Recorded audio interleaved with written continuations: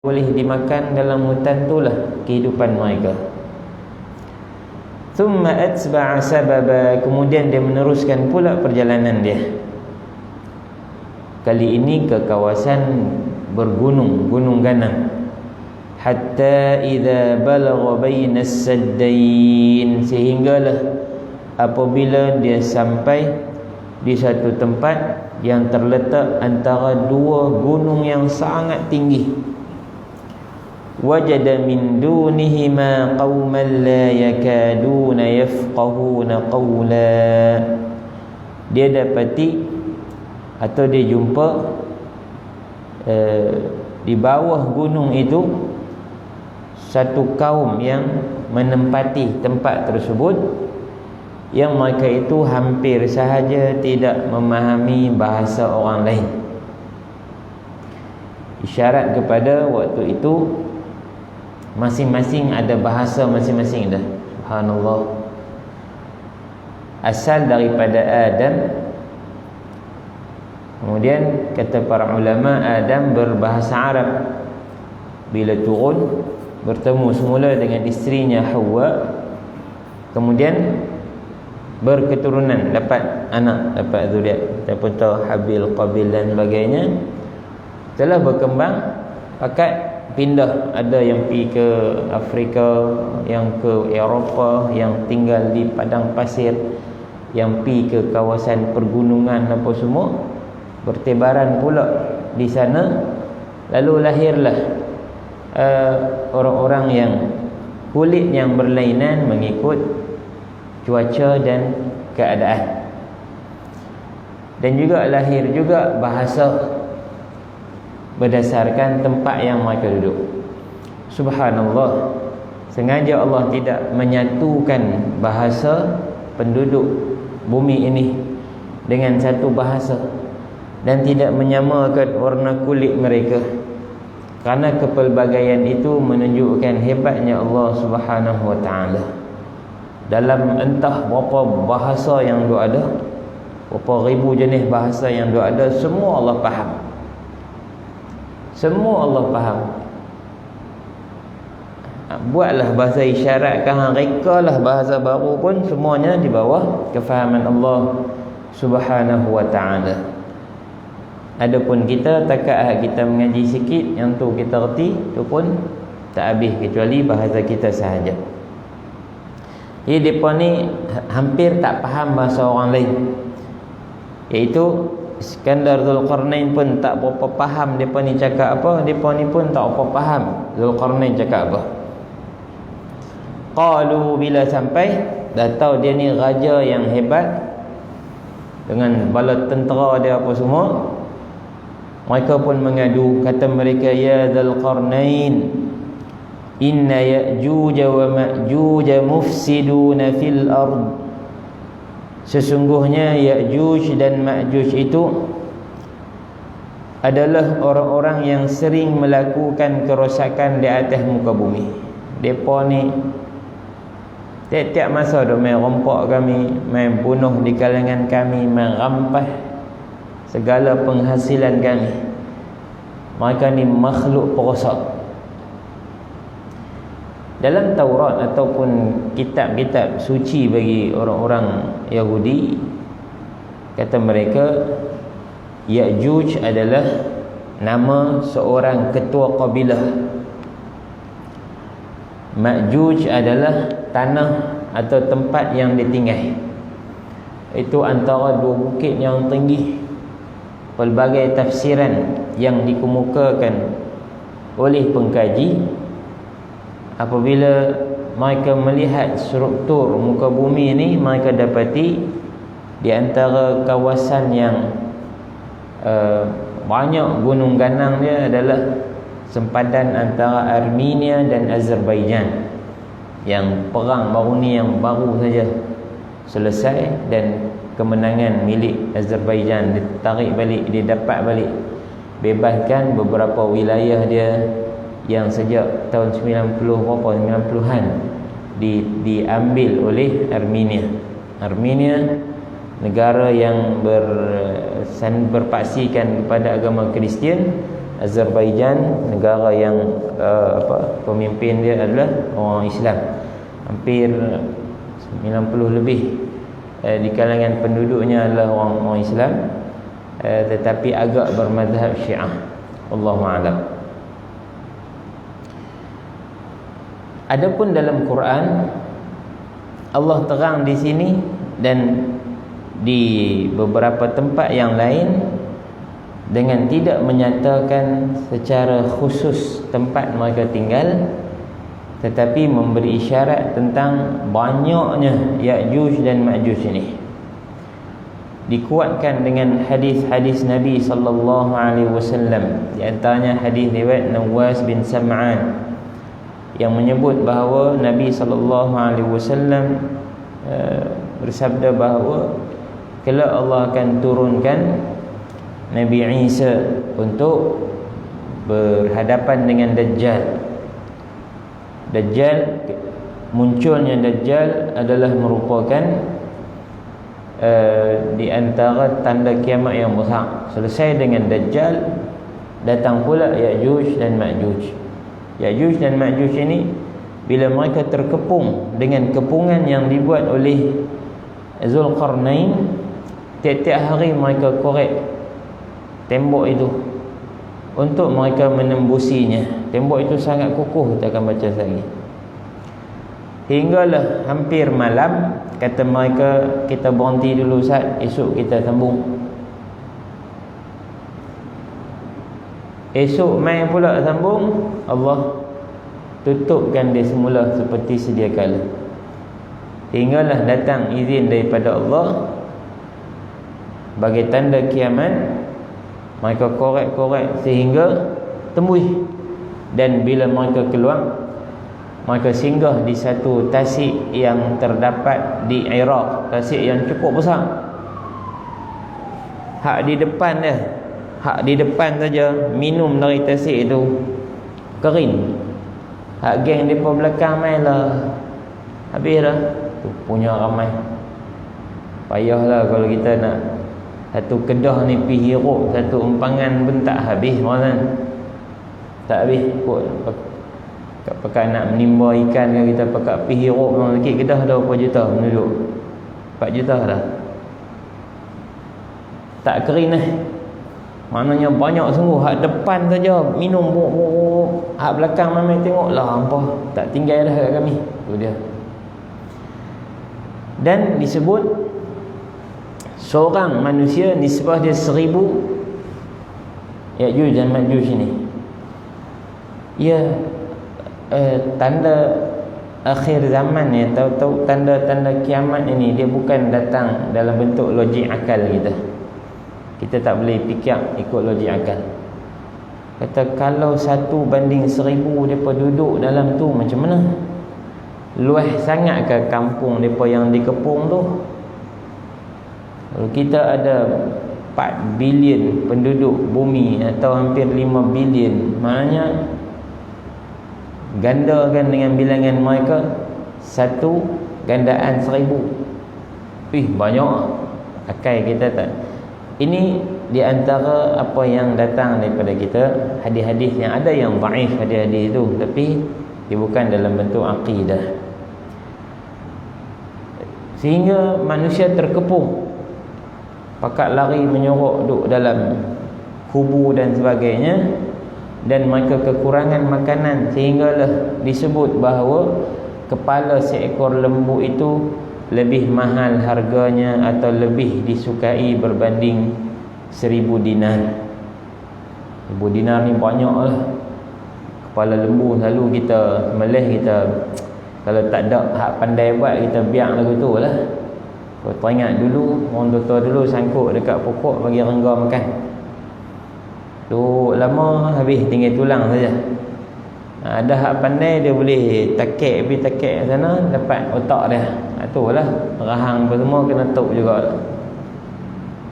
Kepala lembu yang tak banyak isi itu lebih mahal, lebih direbuti berbanding 1000 dinar. Baik.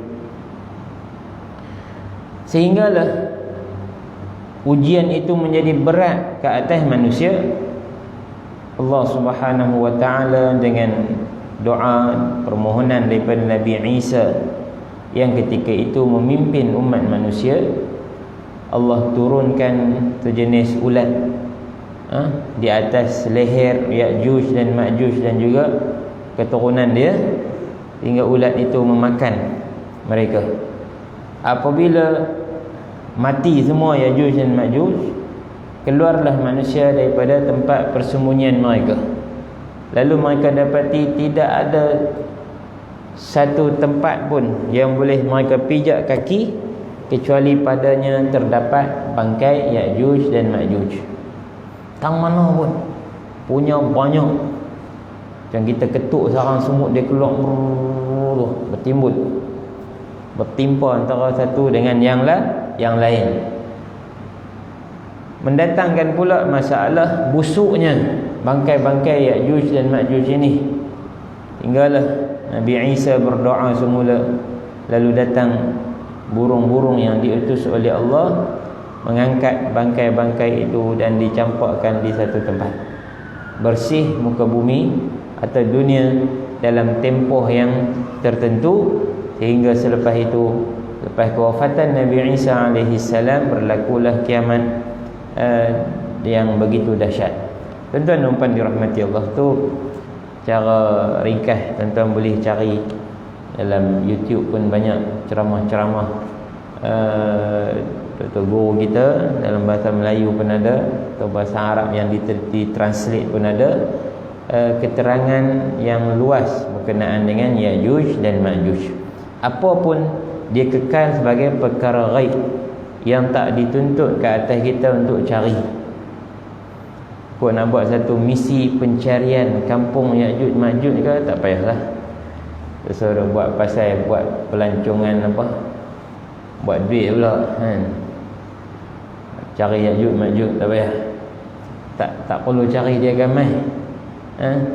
Dan sebab itu orang Islam tak memberi sangat perhatian dalam perbahasan berkenaan dengan di mana terletaknya dinding tebal itu yang menghalang mereka untuk menerobos daripada bawah atau boleh panjat daripada atas. Kerana dia bukan satu tuntutan agama. Berdebat, berkelahi berkenaan dengan dia pula lagilah tak dituntut. Maka pada kadar yang datang kepada kita daripada ayat Al-Quran dan hadis-hadis yang sahih, kita pegang takat tu lah. Sebab bakinya adalah menjadi rahsia Allah. Mereka dalam Quran pun Allah tak cerita semua perkara secara detail. Supaya apa? Supaya kita hanya dapat ambil hikmah dan pengajaran di sebalik kisah yang Allah sebut, tanpa Allah rendangkan. Macam mana kalau kita buat drama, siri dia banyak kan lah. Apa drama apa duk gila ni, apa perempuan tanpa dosa, dahsyatlah tanpa dosa ni. OKU lah kot, atau dia tak ada akal lah kot. Lalu orang yang Allah tarik akal, mereka lah orang yang tak ada dosa. Boleh reka sampai 35 episod tu, kira kemas lah. Tapi Quran dia bukan buku cerita yang rendang-rendang macam tu dah. Bukan rendang-rendang macam tu. Dia nak fokus satu kisah pendek, satu babak daripada peristiwa yang panjang untuk kita ambil pengajaran. Lain pada tu tak dituntut. Baik.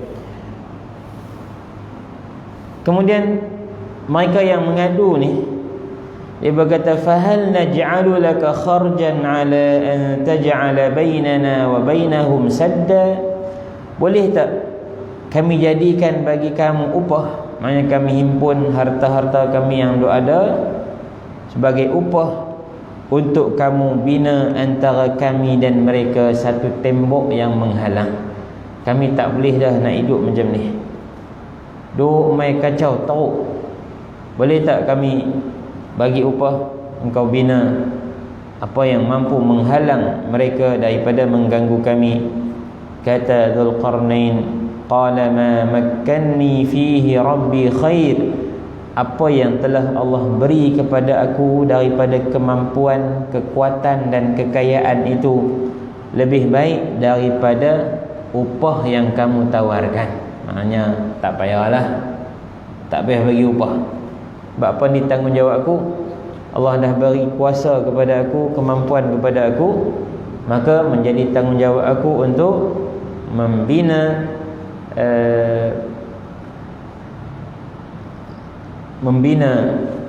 tembok ini supaya kamu hidup dalam keadaan aman. Cuma fa'inuni biquwwah, bantulah aku dengan kekuatan yang dimiliki oleh orang-orang kamu. Maknanya gabung orang kampung tu kena keluar semua untuk bekerja, bantu Zulqarnain dengan tentera yang dia bawa. Aj'al bainakum wa bainahum radma, aku akan jadikan satu tembok yang menjadi pemisah yang begitu kukuh antara kampung kamu dan juga penempatan Ya'juj dan Ma'juj. Arahan dia yang pertama ialah atuni zubaral hadid, bawa mai kepada aku kepingan-kepingan besi. Itu dia. Tembok tu hakih entah berapa puluh ribu atau berapa ratus ribu tahun dah, wallahu alam, begitu kukuh sampai hari ni tak keluar lagi Ya'juj dan Ma'juj, adalah kerana dia dibina dengan kepingan-kepingan besi yang dileburkan dan sangat tebal. Apa segala jenis tembaga yang ada waktu tu menunjukkan pada zaman itu teknologi mereka menghasilkan besi sudah wujud. Sebab itu setiap zaman manusia ada sahaja teknologi dan tamadun mereka, dan tak perlu mana-mana orang yang berada pada zaman tertentu mendakwa mereka lah paling hebat. Sungguhnya setiap kehebatan yang baru menghilangkan beberapa perkara baik yang lama. Yalah, contoh orang dulu, seni bina mereka pun hebat. Sampai kita jumpa ada surau dibina tanpa paku, satu paku pun tak ada. Lubang masuk, dia pasak, kemas, net, apa ramai pun tak goyang, tak oek-oek.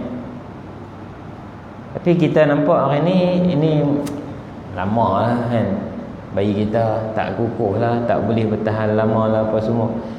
Ya, zaman tu kebaikan yang ada ialah kerosakan dia berkurang hampir, maknanya manusia hidup dalam keadaan yang aman. Walau mungkin ada kecurian, tapi tak melampau macam hari ni kan? Tak melampau macam hari ni. Kita moden, canggih kita, tapi kebaikan orang dulu dah hilang pada kita. Adab, sopan santun, hidup harmoni lah kurang. Kerosakan itu hari ni masalah. Jadi pagi tadi jumpa abang saya, Abang Sulung. Ajar hari ni dah habis PKPB pekat, jumpa main berkelah di sekolah, di Ma'had. Main muka munyuk tanya awak, kata bersekat aku hilang. Dia kayuh geret. Kemarin dia kayuh dengan kawan, balik rumah lupa masuk dalam rumah. Dia tiap malam ada guru hak duk ronda taman. Sungguh, tuan-tuan pasang CCTV ya, boleh nampak macam-macam perangai duk ada. Tengah malam orang tidur. Hari tu motor kecil anak dia hak pakai bateri tu hilang. Main futsal lupa masuk kesuk dalam rumah, hilang. Kali ni tertinggal pula dah, basikal tak kunci. Angkut weh. Sekat rumah jugalah, depa tarah depa lah. Kata jam mana nak hidup ke mana, form tak ditinggal luar ni. Ada kawan dia di taman tu, pagar rumah tu dia penat besi sampai bertemu bumbung terus. Ambil apa? Abang nak masuk rumah aku kan. Panggil tukang besi main buat. pagar tu. Kita buat takat ni, takat dada kita lagu tu lah. Nah, dia hantam sampai belaga bumbung, keliling ke bawah penjara. Orang satu taman tak buat lagu tu, dia buat. Orang pun tengok apa dia ni kan. Macam dengan penjara. Lepas tu semua pakat teringat kat dia. Bagus kalau kita buat lagu tu tu. Buat macam dia tu bagus tu. Rabat buh lah dengan alarm ke CCTV ke, dia boleh jengui depan CCTV tu, dia boleh buh muka dia orang tu. Nak heran apa lah zaman pakai ni pula, pakai mask semua. Nyamun pun pakai mask juga. Nak dapat mana muka dia? Subhanallah. Baik, atuni zubaral hadid, bawa datang kepada aku kepingan emas, potongan besi, hatta sehingga apabila sawa bainas sadafain,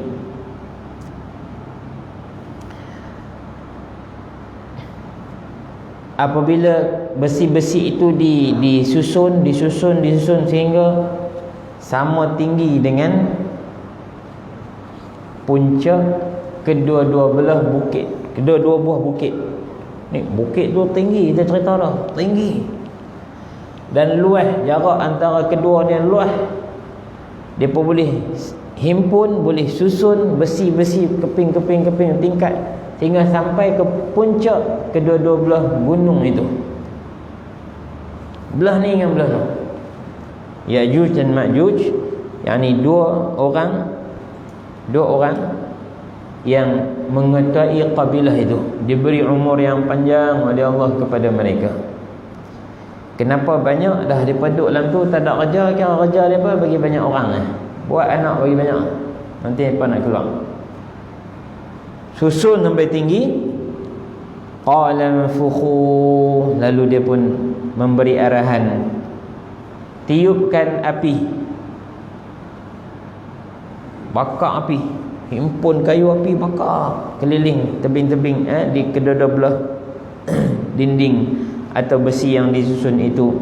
Hatta idza ja'alahu nara, sehingga apabila besi-besi itu telah dijadikan seperti api yang kemerah-merahan besi bila terbakar, jadi api jadi merah. Qala atuni ufriq alaihi qitra, bawa datang kepada aku untuk aku tuang ke atasnya tembaga yang dicairkan. Besi itu pun dah merah, nak hampir bertangkup antara satu sama lain. Dituang atasnya tembaga untuk simen kan, bahasa kita lah, nak gam kan, bagi lekat besi-besi itu. Kau bayangkan lah macam mana nak bakar besi yang setinggi gunung sampai semua merah menyala. Kemudian nak tuang pula, nak naik macam mana?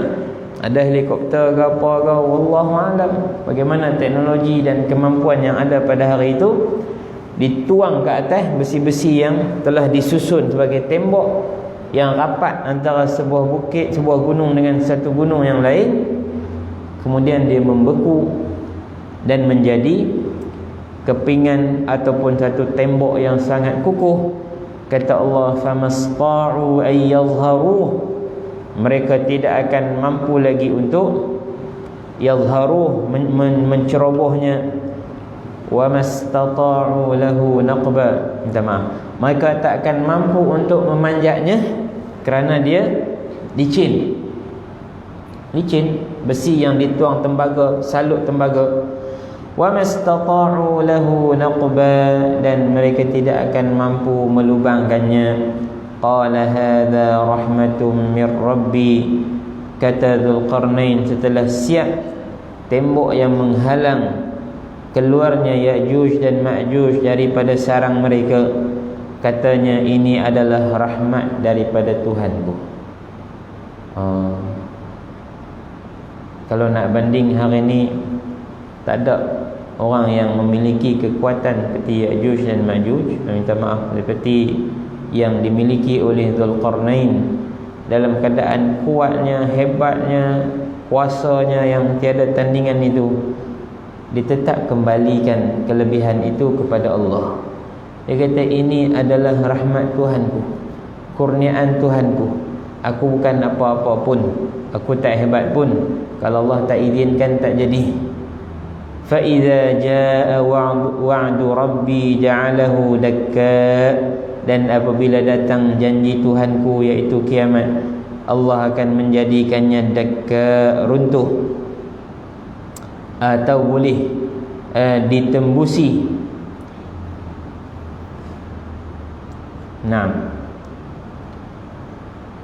Dan juga disebut musawwan bil ard, dia boleh terhempas sekeping lagu tu jatuh atas muka bumi.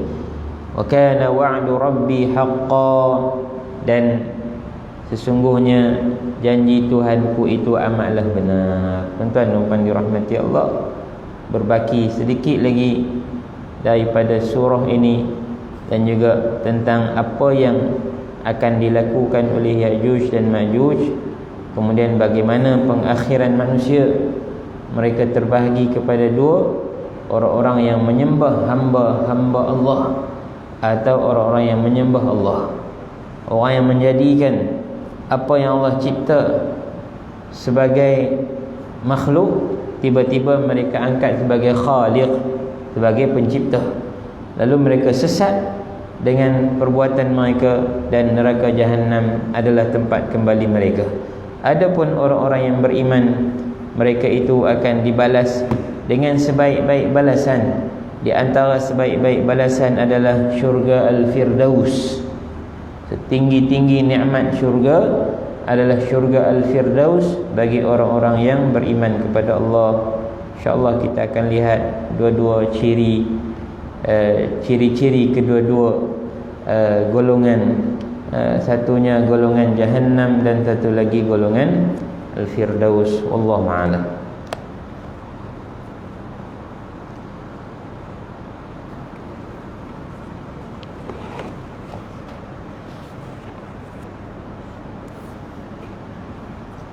Hadis yang ke-28 termasuk dalam larangan dan juga perkara yang jika dilanggar boleh mengundang bala Allah adalah golongan lelaki yang memakai sutera.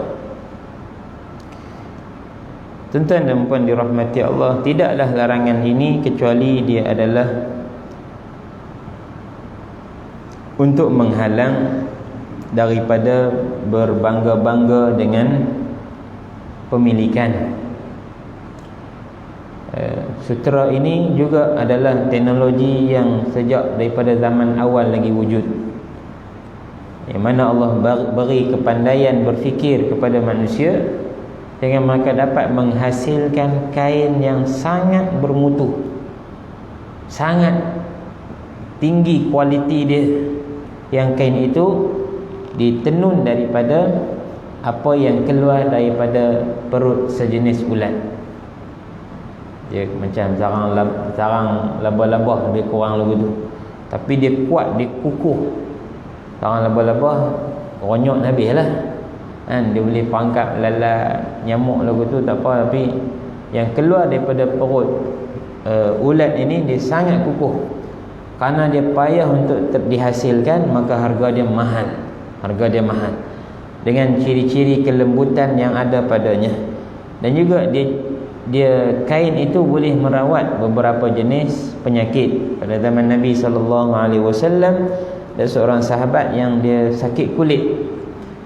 Lalu dia mai jumpa Nabi, dia kata, ya Rasulullah, jika aku memakai kain sutera, penyakit kulit aku ini menjadi kurang dan boleh sembuh.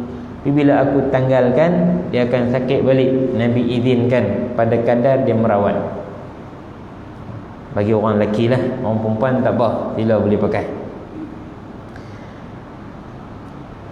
An Umar radhiyallahu anhu yaqul, qala an-nabiy sallallahu alaihi wasallam, man labisa al-harir fi dunya lam yalbashu fil akhirah. Kata Nabi SAW, siapa yang memakai sutera di dunia, maka dia tidak akan memakainya lagi di akhirat.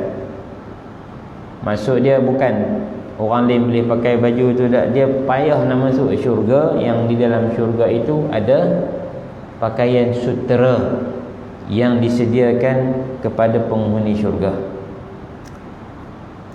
Pakaian yang diperbuat dari sutera adalah haram bagi orang lelaki dan halal bagi orang perempuan. Ini kerana kelembutan pakaian itu tidak sesuai dengan kelakian kaum Adam. Sebabkan Islam melarang kaum lelaki bersifat kewanitaan, yakni kelembutan, maka pemakaian sutera yang boleh menimbulkan ciri-ciri kelembutan yang mewakili wanita dilarang ke atas mereka. Dia orang lelaki, dia kena kasar lah, apa pun. Berlemah lembut bukan bererti lembut, lemah gemalai tak. Berlemah lembut pada perangai, tapi pergerakan kita kena tegas, kena keras, kena kasar. Sebab kita kena angkat tonggas, kita kena tolak kereta, kita kena apa, semua tu kerja kita. Nyangkui luar rumah apa, semua tu kerja kita orang lelaki. Maka tak boleh ada ketika tiba-tiba ada ciri-ciri kelembutan di situ. Sebab itu saya duk kata dekat anak, dia duk tengok mama dia duk pakai krim muka, lebih kurang tu lah orang perempuan. Kita nak beli juga krim pencuci muka. Kata tak payahlah, kita ni jantan, muka tu biar nampak lagu jantan lah. Ini sampai kulit lincin, sampai tak ada apa kat muka, ni bukan jantan kan? Tak ada. Tapi orang lagu tu lah, tengok lelaki Korea pipi lincin tu minat. Yang tak tahu, nanti lelaki tu pegang cangkui apa tak erti kan? Nak angkat tuang sampah buang tak erti. Takut panas lagi, takut hitam, takut kulit. Tak. Lelaki kena keras. Lepas tu Nabi suruh ajak anak-anak lelaki kamu berenang, menunggang kuda, memanah apa semua. Maknanya sesuatu yang boleh jadikan mereka kelihatan kelakian tu wujud. Kau tak jumpa kuda naik benda lain tak apa, tapi boleh jadi tangkas, boleh jadi keras. Orang lelaki biar mereka main bola hitam relit tak apa, nanti cerah balik lah. Tapi anak-anak lelaki lah betul ni, kalau terperap dalam rumah, duduk dalam rumah apa tak erti, ni masalah. Dalam hukum fiqh, para fuqaha membahaskan kadar yang dibenarkan bagi golongan lelaki untuk memakai sutera, iaitu sekiranya kain yang diperbuat dari sutera lebih sedikit berbanding jenis kain yang lain pada pakaian lelaki, maka ia dibenarkan. Kalau sutera tu campur dengan kain jenis lain, dan kain jenis lain tu lebih banyak peratusannya berbanding sutera, dibenarkan, kerana dia telah menghilangkan sebahagian besar kelembutan yang ada pada sutera itu. Itu kalau tuan-tuan orang lelaki beli baju, selalu baju batik lah. Baju batik, ada juga orang buat baju Melayu daripada sutera. Tengok berapa peratus sutera yang ada. Jangan hantam kira tak apa baju batik dekat orang perempuan pakai kot, orang lelaki saja. Kalau baju khusus pattern lelaki, tapi kalau kain itu peratusan besar dia adalah sutera atau 100% sutera, hukum dia haram, tak boleh. Baik, orang bukan nak tahu Ustaz kami pakai sutera ke dah.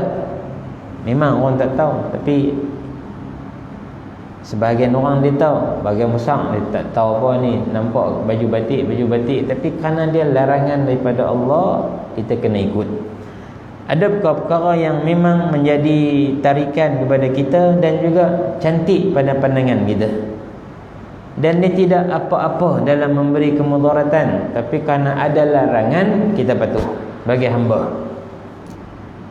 Sekiranya kain yang diperbuat dari sutera lebih sedikit berbanding jenis kain yang lain pada pakaian lelaki, maka ia dibenarkan. Begitu juga jika sutera itu didapati dengan jelas dapat menyembuhkan penyakit tertentu seperti gatal pada tubuh badan, maka dibenarkan untuk memakainya sehinggalah sembuh penyakit tersebut. Tetapi jika dipakai tanpa sebab, apatah lagi untuk sombong dan menunjuk-nunjuk dengan pakaian sutera yang diketahui mahal harganya, ia adalah haram dan tergolong dalam dosa besar. Hingga juga kata para ulama, orang hak banyak duit tak tahu, dia buat kain lansiak rumah dia dengan sutera pun dilarang. Kerana apa? Dia terlajak menunjuk-nunjuk akan kemewahan dia. Orang yang beriman adalah orang yang bersabar untuk mendapatkan habuannya di akhirat. Firman Allah Subhanahu wa taala, innallaha yudkhilul ladzina amanu wa 'amilus salihati jannatin tajri min tahtiha al-anhar yuhallawna fiha min asawira min dhahabin wa lu'lu'a wa libasuhum fiha harir. Sesungguhnya Allah akan memasukkan orang-orang yang beriman dan beramal saleh ke dalam syurga yang mengalir padanya beberapa sungai. Mereka dihiaskan di situ dengan gelang-gelang emas dan mutiara. Emas tak boleh pakai. Hari ni kita orang lelaki tak boleh pakai. Sikit ke banyak tak boleh. Dia 2% pun tak boleh ada pada tubuh kita. Sikit pun tak boleh. Orang perempuan sila. Takat dia mampu tanggung, sila. Lebih pada 800 gram yang ada pada badan dia, kena zakat. Kurang pada tu tak apa. Adapun kita orang lelaki tak boleh. Kita tanya awal, apa masalahnya? Sama je kalau lelaki pakai, perempuan pakai. Arahan daripada Allah. Orang yang beriman harus bersabar, dan pakaian mereka di situ, yakni di syurga, adalah dari sutera. Apa saja yang dihalang hari ini dalam syurga kelak dibenarkan oleh Allah dalam keadaan selama-lamanya kepada kita. Jadi moga-moga kita dapat bersabar dengan ketentuan Allah. Allah hanya nak lihat kepatuhan hamba. Itu panggil ubudiyah itu. Perhambaan seorang hamba itu terhasil apabila dia taat.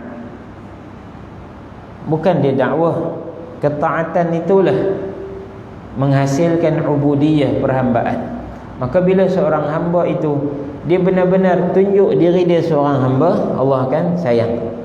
Siapa orang bawahan ditunjuk dia sebagai pekerja, dia kena ikut arahan majikan dia. Majikan dia sayang dekat dia. Naik gaji, naik pangkat, bagi bonus dan sebagainya, tak pilah bercuti. Taja sepenuhnya. Sebab apa? Dia ni betul-betul ikut arahan. Dia hormat, respect majikan dia. Nah, Allah lebih hebat daripada mana-mana bos yang ada hari ini. Apabila seorang hamba itu sangat memberi kepatuhan kepada Allah, maka Allah Subhanahu wa taala akan menyayanginya dan menyediakan baginya segala-gala kebaikan dan nikmat di dalam syurga kelak. Wallahu a'lam. Sallallahu ala sayyidina Muhammad wa ala alihi wa sahbihi wasallam. Walhamdulillahi rabbil alamin. Assalamualaikum warahmatullahi wabarakatuh.